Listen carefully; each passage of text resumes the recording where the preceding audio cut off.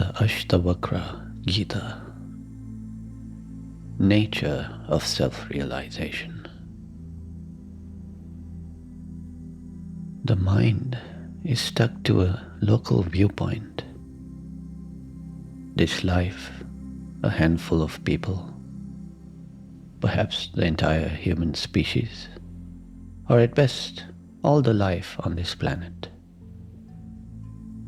But reality cannot be understood from a local viewpoint.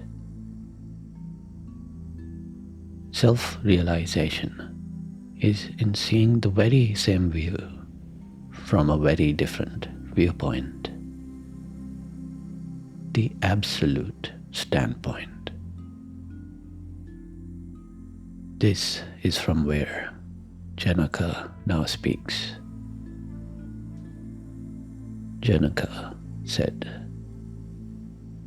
"In me, the shoreless ocean, the arc of universe drifts here and there on the winds of its nature. I am not impatient.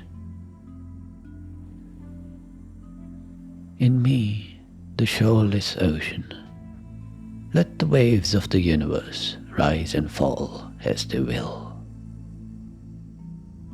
I am neither enhanced nor diminished. In me, the shoreless ocean, the universe is imagined. I am still and formless. In this alone I abide. The self is not in objects, nor are objects in the pure and infinite self. The self is tranquil, free of attachment and desire. In this alone I abide. I am awareness alone. The world is passing show. How can thoughts arise of acceptance or rejection, and where?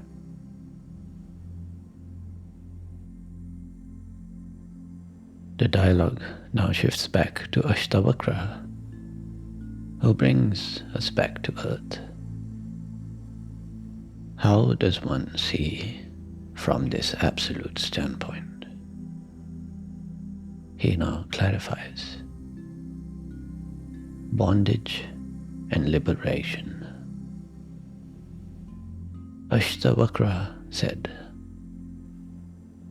when the mind desires or grieves things, accepts or rejects things, is pleased or displeased by things, this is bondage.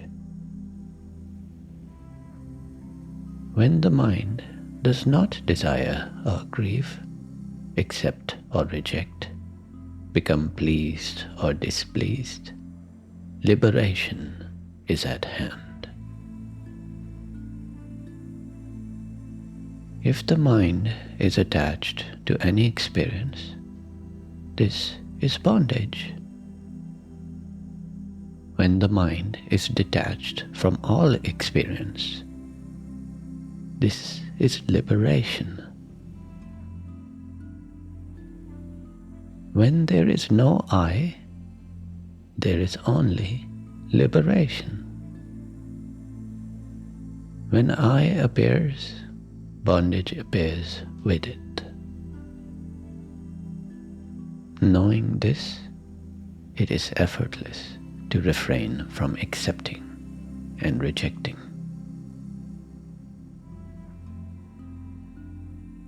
Let us revisit some of the key verses here. In me, the shoreless ocean, the arc of universe drifts here and there on the winds of its nature. I am not impatient. In me, the shoreless ocean, let the waves of the universe rise and fall as they will. I am neither enhanced nor diminished. This is not speaking from a human point of view, but from the absolute standpoint, beyond cause and effect, most fundamental, timeless, prior to all creation. This is what is realized as the self, the ultimate reality, on which even the universe depends, in which space and time appears, and everything in it. In regards to this reality, there can be no change, no increasing or decreasing, being or non-being, no gain or loss, no awakening or sleeping. Reality is aware, always real, fundamental. In the pure awareness of self, the universe appears. In me, the shoreless ocean, the universe is imagined. I am still and formless. In this alone I abide. How can the sage say so confidently that the ultimate reality is awareness, while the scientists are still not there? It is simply because without awareness, there is no universe, and awareness itself has no form. It does not exist at a point in time or space. And when looking at the self, inquiring who am I, the answer is only this awareness. You find in yourself the ultimate reality as the self. The self is not in objects, nor are objects in the pure and infinite self. This capacity, in itself formless, empty, is the expanse in which all forms appear. And what they express, are expressing, is that reality cannot be described in terms of any one form, but is the basis of all these forms.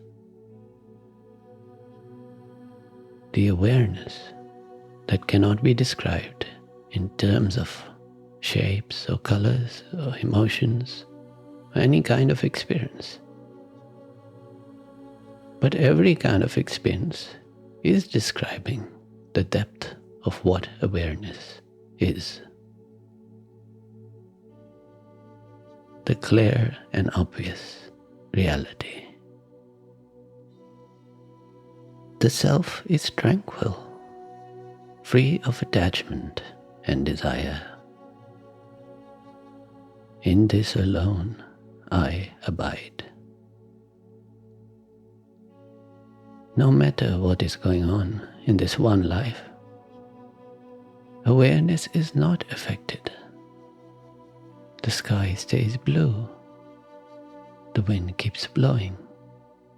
Water flows the same way as ever, no matter how the mind may be disturbed. In the whole world before you, you take one scrap and think of it as me. And that is the problem. The whole world is an expression of the self. All worlds taken as a whole are only describing the depth of self. Awareness is not contained inside any object, nor are there any real objects except as expressions of awareness.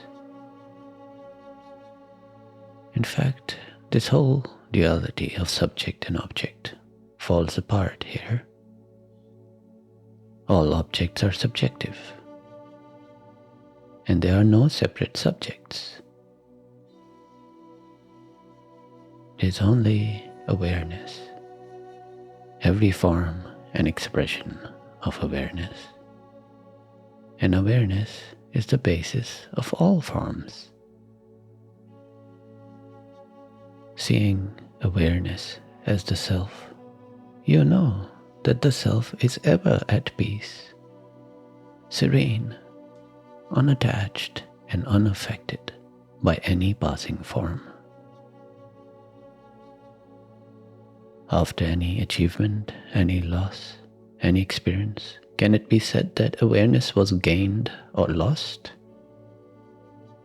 It was only the experience that happened and passed by, perceived with and by the constant factor that is I, this awareness.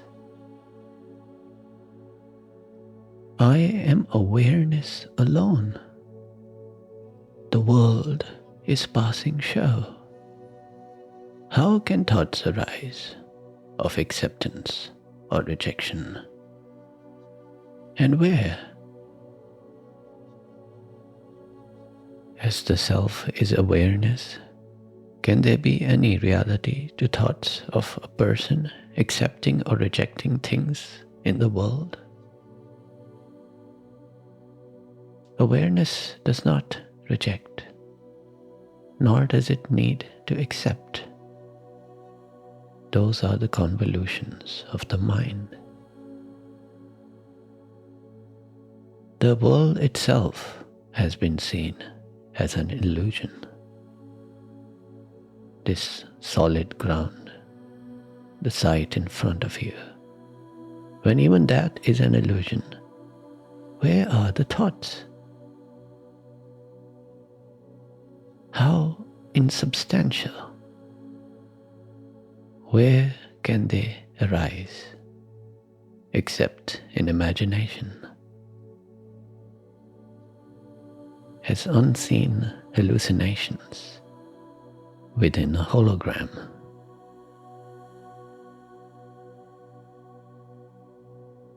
Now, let's come back to Earth, back to this life, where all kinds of thoughts do arise. How is one to be free of them? How do you take your stand in the absolute when the mind gets mired in the relative? When the mind desires or grieves things, accepts or rejects things, is pleased or displeased by things, this is bondage. This is bondage to the mind, to the body, to the world, to the persona in all its baggage. This is being ruled by thoughts, those insubstantial thoughts which have really no substance. When the mind does not desire or grieve, accept or reject, become pleased or displeased, liberation is at hand. This is the way to peace, the loving calm of the sage, the happiness of being content in the moment, whatever it may be. If the mind is attached to any experience, this is bondage. When the mind is detached from all experience, this is liberation. This is the root cause of misery and the way to liberation. Every question the sage is asked is a question about experience. How can I experience awareness, reside in awareness, overcome trauma, experience bliss, be free of thoughts? This is all being attached to experience. To judge and evaluate yourself based on the passing experiences, to tie your ideal of enlightenment to them, is to remain tied to them. That is bondage. To be free is to stop being obsessed with experience itself. It is all yours. Every single experience in any single life belongs to the self. Why lust after the meager scraps available in this life? There is one link for this obsession to break, and then you get something beyond experience, the realization of self. When there is no I, there is only liberation. When I appears, bondage appears with it. Knowing this, it is effortless to refrain from accepting and rejecting. You must see this in action. When there is misery, look and you will find all the thinking and feelings roiling around the concept of I. And you will find how you are chasing an experience or running away from it. And when you are at peace, look and you will find you had forgotten all ideas of self, any sense of I. You were not chasing anything or running away. You remained standing just as you are, in the moment, just as it was perceived, as this silent, living awareness, just as you are, only without being obsessed with the thought of I. When this thought appears, the craving for experience or the aversion to it appears with it. Knowing this, it is effortless to step away from misery, to walk past the hooks of such thinking. When you know the cause of misery as something so simple, you know the way to peace. When you know the fire is hot, you don't put your hand in it. It is instinctive, natural, effortless. In the peace of dissolution, you find what is true detachment. You learn of the true self. You arrive at the absolute standpoint.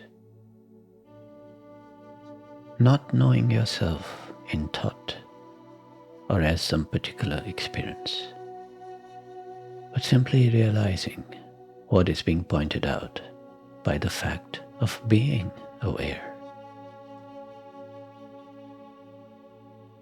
Liberation is to know yourself as awareness alone.